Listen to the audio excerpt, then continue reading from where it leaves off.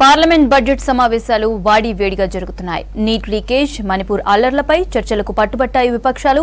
NDA పాలనలో రైల్వేకు నిధులు భారీగా పెరిగాయన్నారు కేంద్ర మంత్రి అశ్విని వైష్ణవ్.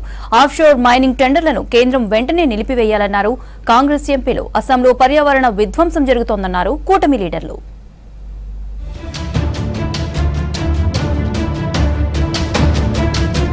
4 రోజుల విరామం తర్వాత ప్రారంభమైన పార్లమెంట్ బడ్జెట్ సమావేశాలు ప్రశాంతంగా జరిగాయి. ఉభయ సభల్లో పలు సమస్యలపై చర్చించారు. సామాజిక న్యాయం, సాధికారతపై స్టాండింగ్ కమిటీ నివేదికను ఎంపీ పీసీ మోహన్ ప్రవేశపెట్టారు. రక్షణ స్థాయి సంఘం నివేదికలు ఎంపీ శ్రీ రాధామోహన్ సింగ్ సమర్పించారు. మరోవైపు నీట్ పేపర్ లీకేజ్ వ్యవహారం, మణిపూర్ అంశంపై చర్చకు పట్టుబట్టాయి విపక్షాలు.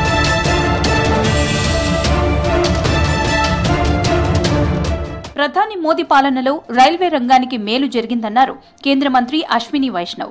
కోవిడ్-19 నష్టాలను రైల్వేలు ఇప్పుడిప్పుడే భర్తీ చేస్తున్నాయన్నారు. పాకిస్తాన్, శ్రీలంక, బంగ్లాదేశ్లతో పోలిస్తే దేశంలో అతి తక్కువ ఛార్జీలు ఉన్నాయని చెప్పారు. ఇంధన ధరలు పెరిగినప్పటికీ 2020 నుంచి రైల్వే ఛార్జీలు పెంచలేదన్నారు. माननीय सभापति महोदय, रेलवे के फाइनेंशियल्स आज कोविड के कारण जो बहुत दिक्कत आई थी उस परिस्थितियों से बाहर निकल चुके हैं और करीब 2,78,000 करोड़ का रेवेन्यू है और 2,75,000 करोड़ के खर्चे हैं कि पैसेंजर्स के लिए फैसिलिटीज और विशेषकर किराया कम से कम रह पाए, उसके लिए रेलवे ने बहुत ही बड़े प्रावधान किए हैं. ఆఫ్షోర్ మైనింగ్ పై కేంద్ర ప్రభుత్వం వెనక్కి తగ్గాలన్నారు కాంగ్రెస్ ఎంపీ కేసీ వేణుగోపాల్. టెండర్ ప్రక్రియ వెంటనే నిలిపివేయాలన్నారు. ఆఫ్షోర్ మైనింగ్ తో మత్స్యకారులకు తీవ్ర నష్టం జరుగుతుందన్నారు. పర్యావరణానికి నష్టం జరిగే ప్రాజెక్టుపై సమగ్ర సర్వే జరగాలన్నారు KC. Honorable Speaker, sir, this is the area where maximum fish breed is there. This is the area where maximum our minerals are there. Without conducting a proper environment study, how do you know how government can go like this type of tender procedure? The fishermen are in a great pain. Last 3 months they are in agitation. So my direct question to the minister, whether the minister is going to reply to the house to you, sir, whether they are going to stop this offshore mining, especially for Kerala.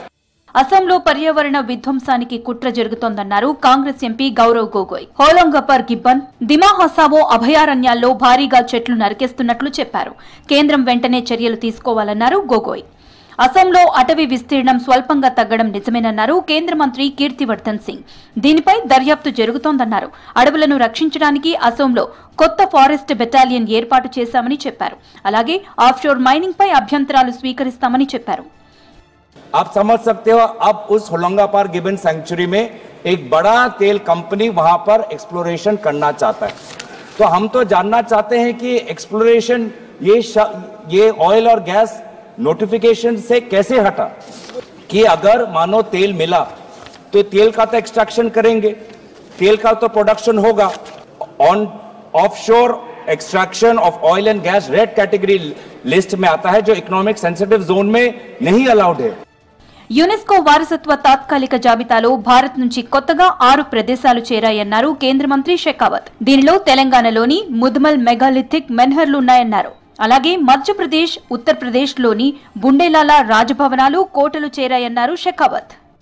6 ऐसे नए जो है sites को जो सूचीबद्ध किया गया है, जिसमें बुंदेल राजाओं के बनाए हुए पैलेसेस और फोर्ट्स की सीरीज है जो एमपी और उत्तर प्रदेश में है. अश्वकाल रॉक्स जो हैं उत्तर प्रदेश, मध्य प्रदेश, बिहार, कर्नाटका, आंध्र प्रदेश और गुजरात में हैं.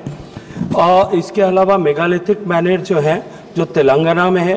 ऐसे 6 ऐसे सीरियल नॉमिनेशंस ऑलरेडी इस साल की जो है अभी टेंटेटिव लिस्ट में जोड़े गए. वो निश्चित रूप से राष्ट्र के लिए गौरव का विषय है. ये ऐसा जो है. మణిపూర్లో శాంతిని పునరుద్ధరించడానికి కేంద్రం ఏం చేస్తోందో చెప్పాలన్నారు విపక్ష ఎంపీలు. రాజ్యసభలో చర్చ సందర్భంగా మణిపూర్ అఖిలపక్ష ప్రతినిధి బృందాన్ని పంపాలని డిమాండ్ చేశారు.